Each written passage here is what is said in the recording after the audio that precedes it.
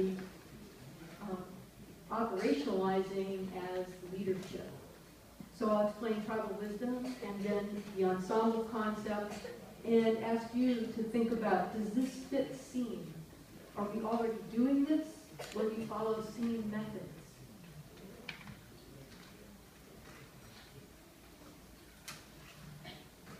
So in the process of studying tribal wisdom, we now have a book that will be out in August. So if anyone's interested, contact me. This is the cover. We also have a series of films that discuss many aspects of how tribal values relate to business processes. They're all for free on the internet and on YouTube. The different films look at marketing, indigenous ways of knowing, because this underlies, I was happy to hear Pedro talk about the spiritual as well as economic implications of our work in organizations, and sustainability. So these are all grounded in tribal, indigenous cultures in the indigenous way of knowing, which gives us a different perspective on things. Trade, barter, disclosure, storytelling, where David has a segment in there, entrepreneurship, and sustainability and life-enhancing relationships. I had a website and also for free on YouTube, handy to use in your classes.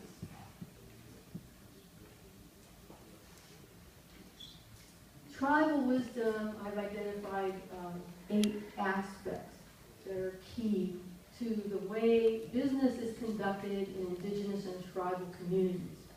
The most important is relationship.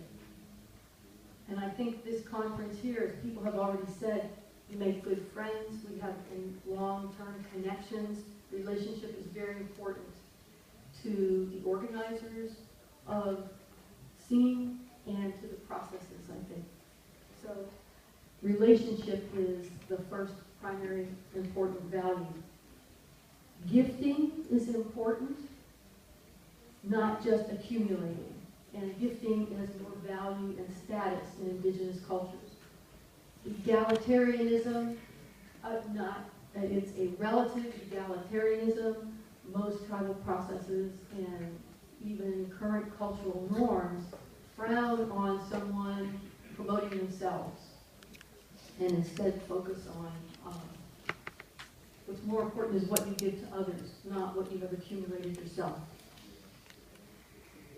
Non-acquisitiveness says that we focus on what is useful, not just accumulating wealth for its own sake. This relates also to the usefulness concept, that the value is the benefit and the use that we can put. Barter is a tradition among many tribes that also fostered non-acquisitiveness. Because when you bartered objects, most people had no need to accumulate vast amounts of one thing. The whole system was based on trading. If you don't use something now, trade it to someone else. And resources were moving around in the community. So indigenous knowledge is much more oriented towards dynamism and process and movement and change. Trust was a very key part of this whole idea of trade and barter. And it's why American Indian tribes were able to create trading relationships that I know went down into Mexico and up into Canada, and from the East Coast clear to the West Coast, hundreds of years before the Europeans arrived on the continent, and they maintained these relationships over centuries.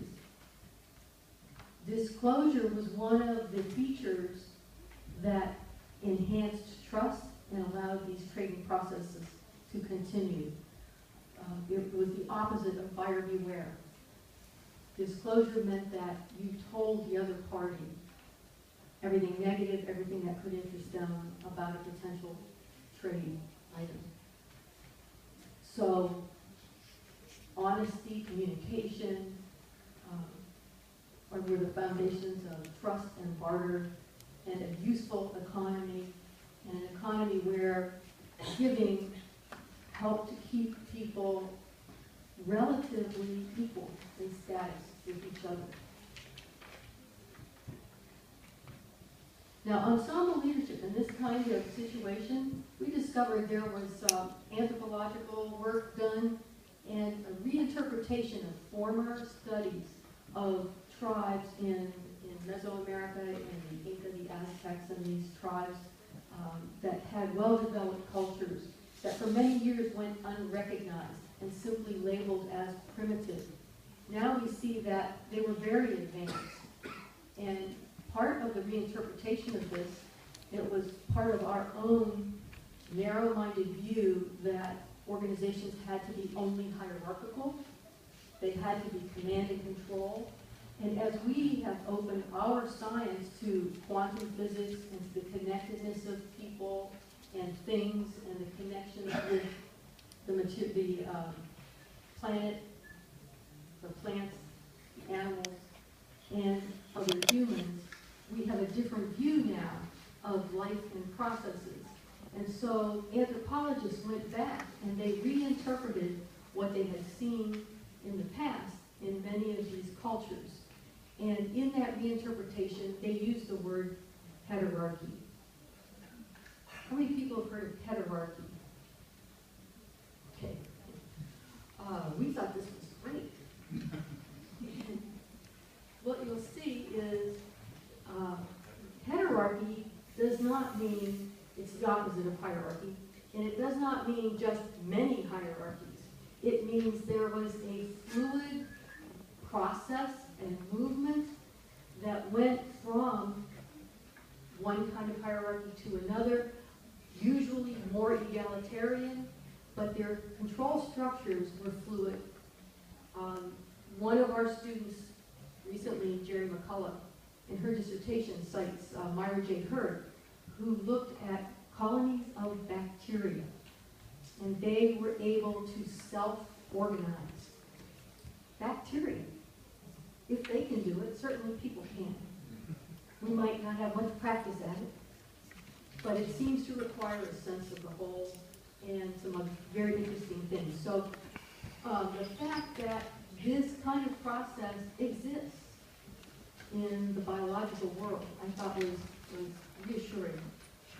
So heterarchy is how they describe their cultures.